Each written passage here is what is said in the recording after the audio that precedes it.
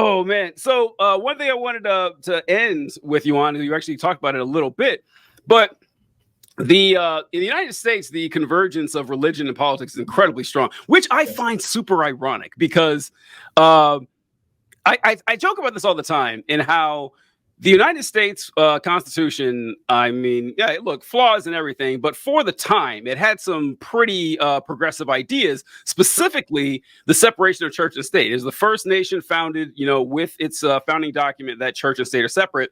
However, correct me if I'm wrong, and I'm not disagreeing with you. Wasn't the separation of church and state not necessarily in the Constitution, but something that Thomas Jefferson wrote about and explained as being a necessary part of the government? So yeah, it comes from a letter from the Congregationalists against the Baptists, I think, to Thomas Jefferson, and so they're afraid that the Congregationalists will have too big of an influence in the government. And then Thomas Jefferson says, well, the First Amendment says that Congress shall make no law respecting the establishment of religion, yes, okay. Therefore ever creating a wall of separation of church and state. So that was his explanation of the First Amendment. So yeah, the term isn't there, but that was Jefferson's, although he didn't write, but anyway. But but anyway, like there's no state church. There's no official church governing body. However, there is one, in England, for example. Like they still have.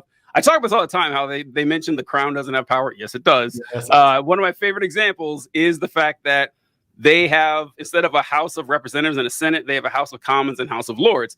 And the king selects 1/3 of the House of Lords, and the church selects 1/3, and the king's the head of the church. It's like, yeah, it's right there. And so, but England is a far more secular nation than the United States. And the same goes for like all the other European powers that still have the church as an official part of the state. So it kind of backfired on us in a weird way. That's separated. It's kind of odd.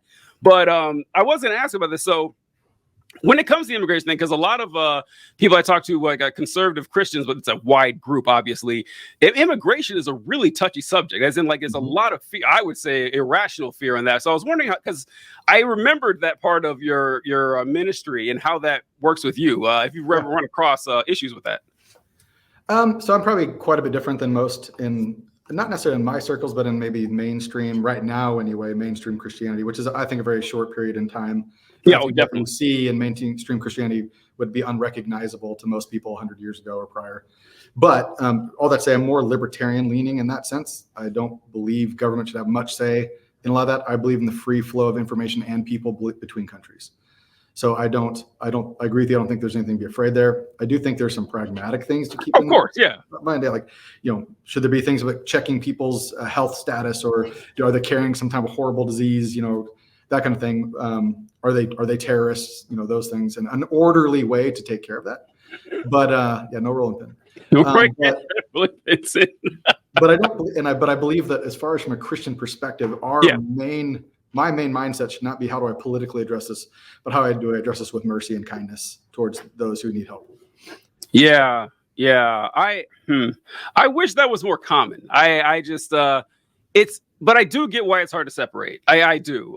It's because if your Christian values are your values, they're going to necessarily kind of bleed into your political ones. It's kind of hard to separate them. Yeah.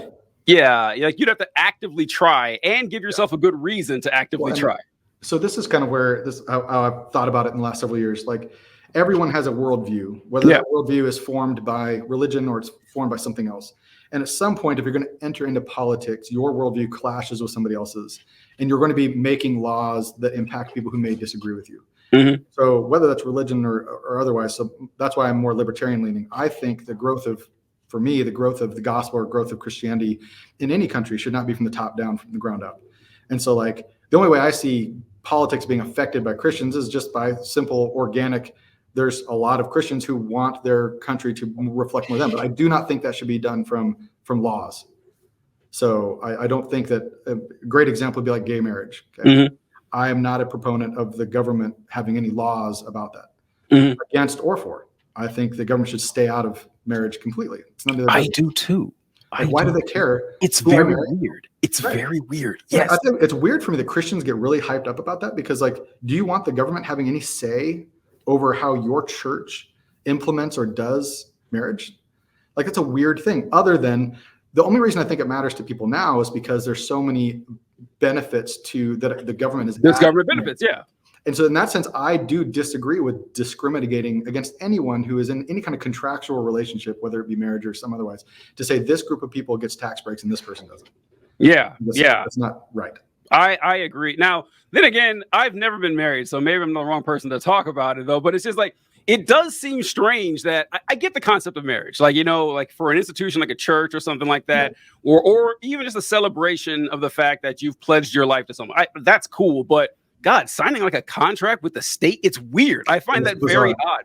I find it bizarre that Christians, I think it's just become so ingrained in that we've grown up with that this is a government institution that Christians should be care about. No, it's a church institution or religious institution, if you will, mostly.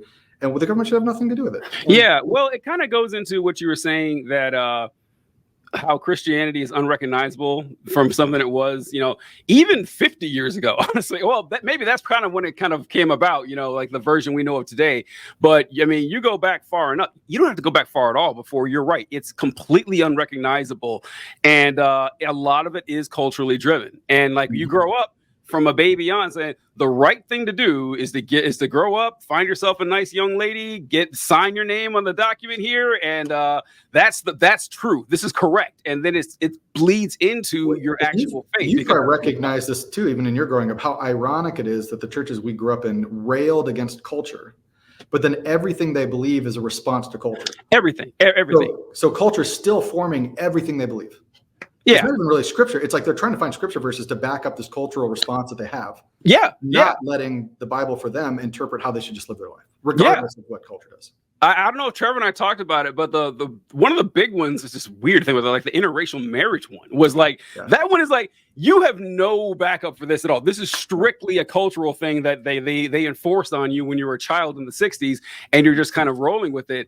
But it blows people's mind when you bring up things like that Aaron, Moses' man in Exodus, had an Egyptian wife or concubine. Yeah. And Zipporah was I can't remember where.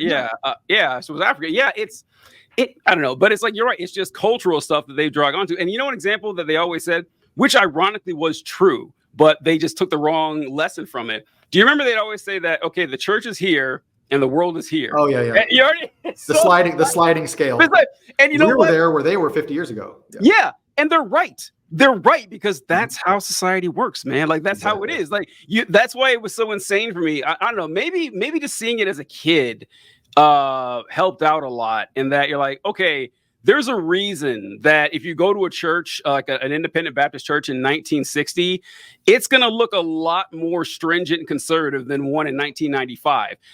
But there's a reason for that, because you're chasing culture and not actually chasing what's in the scripture. They don't follow. The only people that follow that line of logically would be the Mennonites and the Amish. Yes. Yeah. Because I want to ask these independent fundamentalist guys, like, hey, you're going to give up air conditioning? How about your car?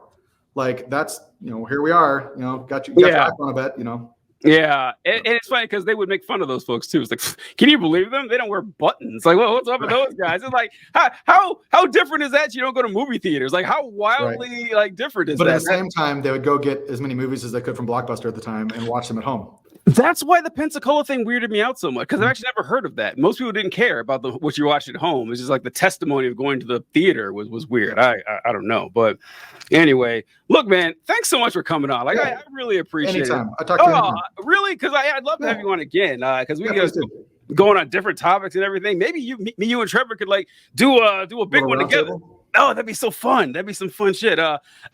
Like I said, Sage was I love your name too. It's fine. I was laughing when I wrote down the list. It actually said Sage questions. Like, oh, look at that, look at that, Sage questions. But he was always kind to me, and a lot of big kids weren't. I don't hold grudges against them, but I do remember. I do remember, and it's kind of unfair because like you judge people how they were when they were 15. Like I was there. I don't want people judging me how I was when I was 15. I was honestly. Oh, dude. How anyone put up with me until I was like 30, I don't know. I really don't know. They deserve a medal or something. Absolutely. Yeah, good stuff.